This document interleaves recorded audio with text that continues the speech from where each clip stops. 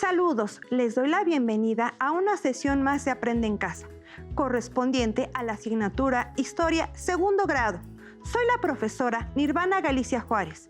Espero que se encuentren bien y que estén aprovechando la oportunidad de estudiar en esta modalidad a distancia. Reconocemos su constancia y el buen trabajo que han desempeñado a lo largo de estos meses. Yo soy el profesor Isidro Barajas Hernández. Les recuerdo que es muy importante no bajar la guardia. Debemos mantener la sana distancia, lavarnos las manos con agua y jabón durante 20 segundos y usar el cubrebocas de manera correcta. Al cuidarnos a nosotros mismos, cuidamos a los demás. ¿Qué tal? Yo soy la profesora Alejandra Cruz. Es un gusto estar acompañada de los maestros Nirvana e Isidro. La sesión de hoy daremos inicio a una breve revisión de algunos temas que consideramos fundamentales y que en su momento no se abordaron cabalmente. Por eso hemos denominado a esta y las próximas sesiones lo que se quedó en el tintero. ¡Adelante! En la sesión de hoy nos enfocaremos en estudiar el papel de las mujeres en el México prehispánico. El propósito del programa de hoy es reconocer el papel de las mujeres dentro de las sociedades prehispánicas a partir de su valoración cultural expresada en la cosmovisión, la organización política y las formas de gobierno. Antes de iniciar, les recuerdo que es importante prestar atención y participar en las actividades planteadas a lo largo de la sesión. También les invito a tener cerca su libro de texto, cuaderno, lápiz o bolígrafo y colores para registrar las ideas principales, así como dudas y reflexiones para que posteriormente puedan compartir sus avances con su familia. ¿Listos? ¡Comenzamos! Relacionado con el tema de hoy, en nuestra sección Leer para reconocernos, daremos lectura a un poema del libro de los cantares de Silvalchi, en los cuales las mujeres mayas entonaban en una noche de luna llena bajo el amparo y la complicidad que otorgaba la oscuridad de la espesa vegetación, durante un ritual de fertilidad dirigido a la diosa lunar. Dice así: la bellísima luna se ha alzado sobre el bosque, va encendiéndose en medio de los cielos, donde queda en suspenso para alumbrar sobre la tierra todo el bosque. Dulcemente viene el aire y su perfume. Ha llegado en medio del cielo. Resplandece su luz sobre todas las cosas. Hay alegría en todo buen hombre. Hemos llegado adentro del interior del bosque, donde nadie nos mirará lo que hemos venido a hacer. Hemos traído la flor de la plumería, la flor del chucum, la flor del jazmín canino, la flor de... Asimismo, el nuevo polvo de calcita dura y el nuevo hilo de algodón para hilar, la nueva jícara, la nueva tarea de hilado, nuevo calzado, todo nuevo, inclusive las bandas que atan nuestras cabelleras para tocarnos con el nenúfar, igualmente el zumbador caracol y la anciana maestra. Ya estamos en el corazón del bosque, a orillas de la poza en la roca. Hasta aquí la lectura. ¿Qué les pareció? Muy bello poema, ¿verdad? Como muchos otros pueblos de la antigüedad, la cosmovisión prehispánica partía del principio de la dualidad. Como explica el doctor Alfredo López Austin, la idea de una gran división del cosmos en dos partes opuestas y complementarias tiene orígenes tan remotos y aparece en tantas culturas del mundo, que algunos antropólogos la consideran innata en el ser humano. Cada cultura, sin embargo, lo ha expresado en sus propias características. Por ejemplo, dentro de la tradición china del taoísmo se les llama yin y yang a estas dos fuerzas. Por su parte, los pueblos mesoamericanos concebían que el universo se encontraba segmentado a partir de pares opuestos, ordenados y vinculados en dos grandes grupos. Uno femenino que correspondía a la tierra y otro masculino que correspondía al cielo. El doctor López Austin explica que la parte femenina comprendía desde la superficie terrestre hasta las tenebrosas regiones de la muerte. caracterizada por lo frío, lo húmedo, lo inferior, lo primigenio y lo nocturno, mientras que la parte masculina correspondía a la esfera celeste, a la cual pertenecía lo caliente, lo seco, lo superior, lo derivado y lo diurno. Acompáñenos a ver y escuchar el siguiente video para comprender la importancia de la oposición dual complementaria en la cosmovisión mexica. En el Valle de Anáhuac, los mexicas desarrollan una gran organización sociocultural y política. Hombres y mujeres que respetan las leyes de la naturaleza y del universo bajo principios del orden matemático y cósmico. Este pueblo entiende que por medio de las matemáticas se pueden entender las leyes de la naturaleza y del ser humano. Los mexicas crean sus propios sistemas numéricos en armonía con el orden del universo. Los mexicas observan que en toda creación siempre hay dos fuerzas contrarias que se unen. En lengua náhuatl se llama Omeyotl, que viene de Ome, que significa dos, y Yotl, que significa creación. Omeyotl entonces quiere decir dualidad de la creación.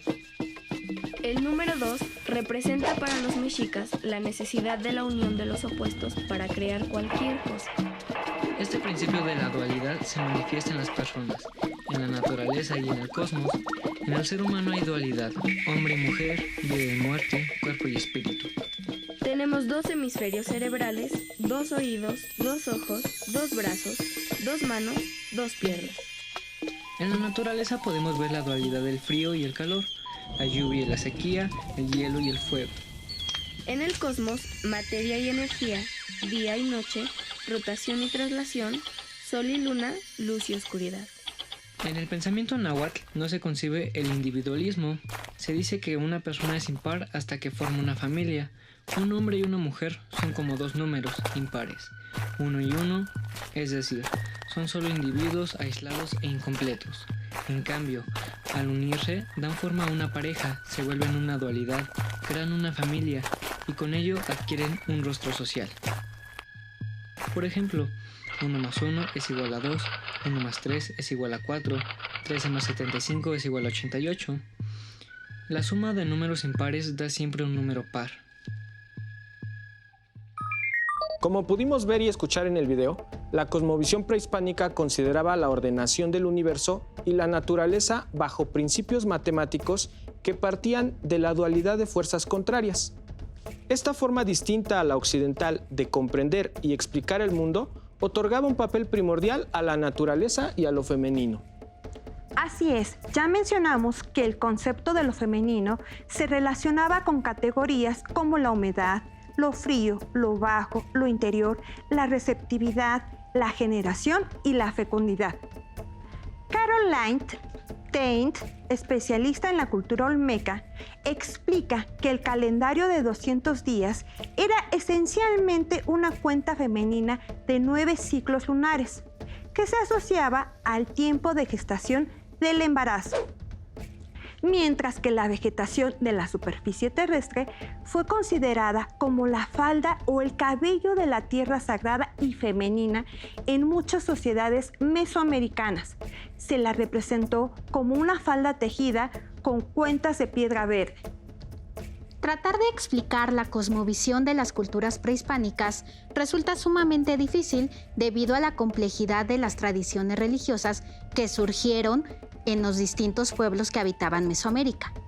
Sin embargo, podemos señalar características comunes, como la concepción que daba cuenta del origen del cosmos. El doctor Enrique Florescano explica que este se dividía en 3 pisos verticales: inframundo, tierra y región celeste, los cuales coincidían en un centro vinculado a los 4 puntos cardinales. Este centro unificador era el ombligo del universo y el espacio habitado por los seres humanos. En las próximas 2 sesiones se profundizará en los mitos de fundación. Por lo pronto, solo nos enfocaremos en destacar algunas de las deidades femeninas más importantes del panteón mesoamericano. Comencemos por Tonantzin-Coatlicue, diosa mexica de la tierra. La representación más conocida de esta deidad, que pueden ver en pantalla, corresponde a un monolito que mide más de 3 metros de alto y pesa cerca de 12 toneladas. Su nombre náhuatl significa la de la falda de las serpientes. Se trata de una figura femenina semihumana cuya cabeza está formada por 2 serpientes encontradas frente a frente. Porta un collar hecho de manos y corazones rematado al centro por un cráneo. Viste una falda conformada por serpientes, elemento simbólico asociado a la fertilidad. Ahora hablemos de la diosa lunar de la mitología maya, Ixchel. A esta deidad se le representaba de manera distinta según la fase de la luna que simbolizara, como una mujer joven en luna creciente o como una anciana en luna menguante. Se le relacionaba con el embarazo y el parto, pero también con la medicina, las aguas, la pintura, el arco iris, los textiles, la fertilidad de la tierra y la noche.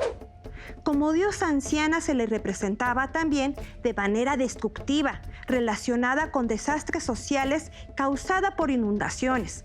Durante el periodo clásico, se le representó cargando un conejo, símbolo de la luna. Otra diosa lunar, pero de la mitología mexica, es Coyolxauhqui. Su nombre náhuatl significa la que ornamenta las mejillas con cascabeles. La representación más emblemática de esta deidad corresponde a esta pieza escultórica que ven en pantalla. Según el mito mexica, la diosa Coatlicue se encontraba barriendo en la cima del cerro de Cuautepec cuando una bola de plumas cayó del cielo. Ella la guardó en su vientre y más tarde, cuando trató de buscarla, se dio cuenta que estaba embarazada. Al saberlo, su hija Coyolxauhqui reunió a sus 400 hermanos, los Senzón Huitzanahua, que eran las estrellas meridionales o del sur, para dar muerte a su madre.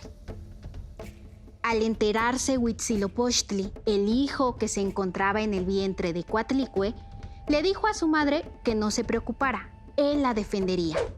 Nació entonces el dios de la guerra Huitzilopochtli, con forma adulta y armado con una serpiente de fuego. Decapitó y desmembró a Coyolxauhqui, cuyo cuerpo cayó a las faldas del cerro. Después persiguió y derrotó al resto de sus hermanos. Por último, mencionaremos a Tonantzin, también llamada Cihuacóatl, mujer serpiente, y Yaocíhuatl, mujer guerrera. Tonantzin significa nuestra madre. Se le consideraba la protectora de las mujeres fallecidas al dar a luz. Fue ella quien molió los huesos que rescató Quetzalcóatl del Mictlán para crear a la humanidad. De acuerdo con la mitología mexica, se aparecía aullando y cargando una cuna que abandonaba en los mercados con un cuchillo de obsidiana, en señal de que tenía hambre y que debía hacerse un sacrificio. Regularmente se sacrificaba en su honor a una mujer. Durante los primeros años de la colonia, los españoles se valieron de la imagen y presencia de esta diosa para favorecer la introducción del culto a la Virgen de Guadalupe entre los indígenas que comenzaban a ser evangelizados. Hasta aquí nuestro repaso por 4 de las deidades femeninas más importantes del panteón mesoamericano. Ahora nos enfocaremos en destacar algunas características de la vida cotidiana de las mujeres en la época prehispánica. De acuerdo con la doctora Miriam López, una de las fuentes más importantes para conocer el papel que desempeñaban las mujeres en la sociedad prehispánica, específicamente en el centro de México en vísperas de la conquista, es el Códice Mendoza. En él podemos observar representaciones de las mujeres realizando actividades cotidianas como la preparación de alimentos y el tejido, así como de los hábitos en el arreglo personal. ¿Sabían que las mujeres mesoamericanas utilizaban maquillaje? ¿O que la forma de su peinado dependía de su estado civil? Así es. Se han encontrado estuches de barro con restos de pigmentos que indican que las mujeres pintaban su rostro. Es común que en los códices aparezcan representadas en un color amarillo. Esto se debe al uso del tecozahuitl, pigmento de origen mineral, y del axin, pigmento de origen animal. En lo que respecta al arreglo del cabello, las mujeres casadas utilizaban un peinado llamado de cornezuelos. Consistía en dividirlo en 2, torcerlo hacia atrás y sujetarlo al frente formando una especie de cuernos, mientras que las mujeres solteras lo dejaban suelto. La vestimenta de las mujeres mesoamericanas consistía en el huipil y cueitl. El primero era una camisola o túnica amplia adornada con ricos bordados. La segunda era una falda que se enredaba y ajustaba en la cintura con el nelpinoli o faja.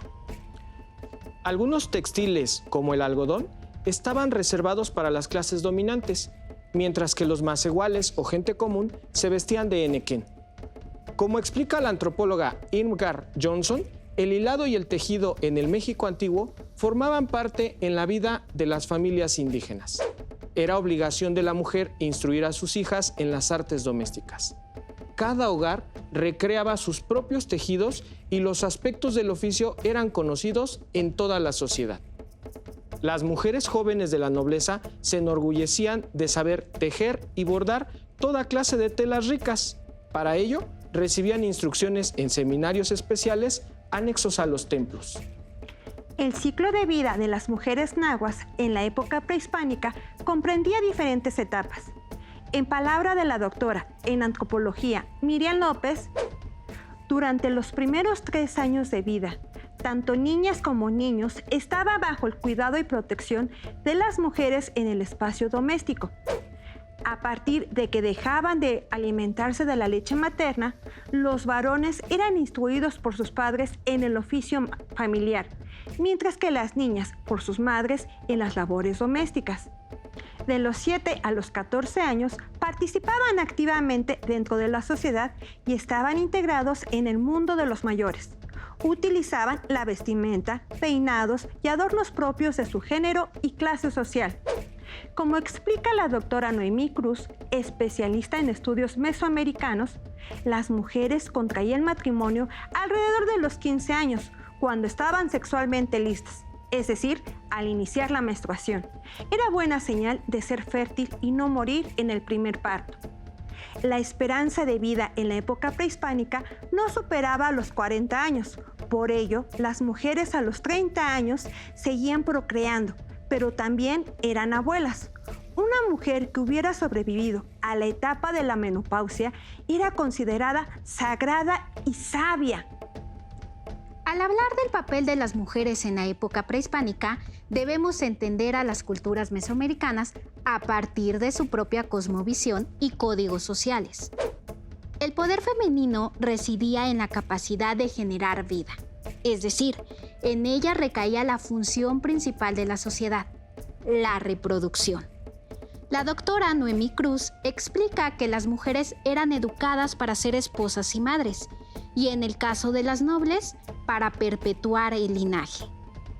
Sin importar el estrato al que pertenecieran, estaban regidas por normas de comportamiento como no mirar a los ojos a los hombres, hacerse a un lado cuando estos pasaran, no sentarse a comer con ellos, no reírse de manera estrepitosa y siempre estar bien peinadas, entre muchas otras reglas.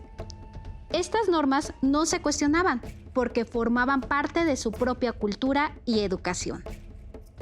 Las mujeres que pertenecían a la nobleza eran piezas clave en el control político, aunque en estricto sentido no podían acceder a los puestos de mando, pues su papel central desde la cosmovisión estaba en la consolidación y sustento de la comunidad. Aunque sabemos de casos excepcionales de mujeres que ostentaron el poder político entre los siglos 6 y 7 de nuestra era en el mundo maya.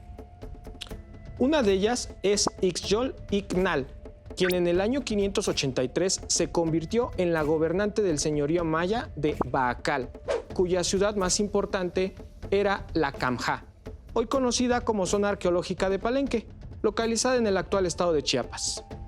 Su nombre significa Señora Corazón del Sitio del Viento. Asumió las obligaciones y privilegios de cualquier soberano, ocupó el trono por derecho propio durante 21 años.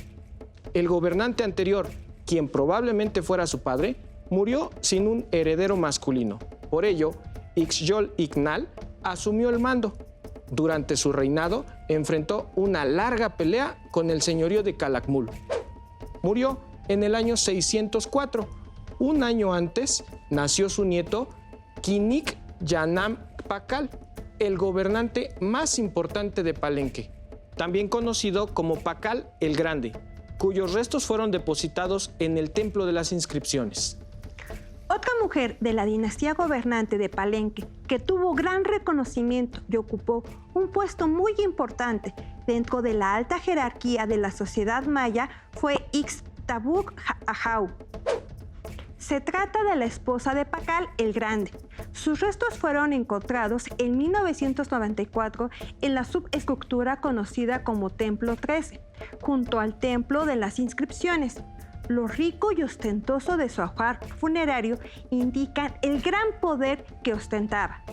Se le conoce también como la Reina Roja, debido a que su osamenta estaba cubierta por una capa de pigmento color carmín, perteneciente al cinabrio, un mineral utilizado para la conservación de los restos humanos. Además del caso de estas dos nobles mayas, se tiene registro de otras mujeres que gobernaron en otros territorios, como Yaxchilán en Chiapas y Calakmul en Campeche. Sin lugar a dudas, el caso más emblemático de una mujer indígena que participó activamente en la política y en la toma de decisiones es el de Malitzin o Marina.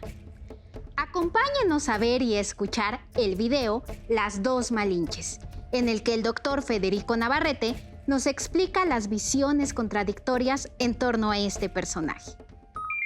En estas fechas, a mediados de abril de 1519, las historias de los españoles nos cuentan que recibieron como regalo un grupo de cautivas, de esclavas en Tabasco, entre las cuales había una joven a la que bautizaron como Doña Marina, y que descubrieron pronto que sabía hablar náhuatl y maya y que por lo tanto podía ser traductora de los españoles, en particular de Hernán Cortés.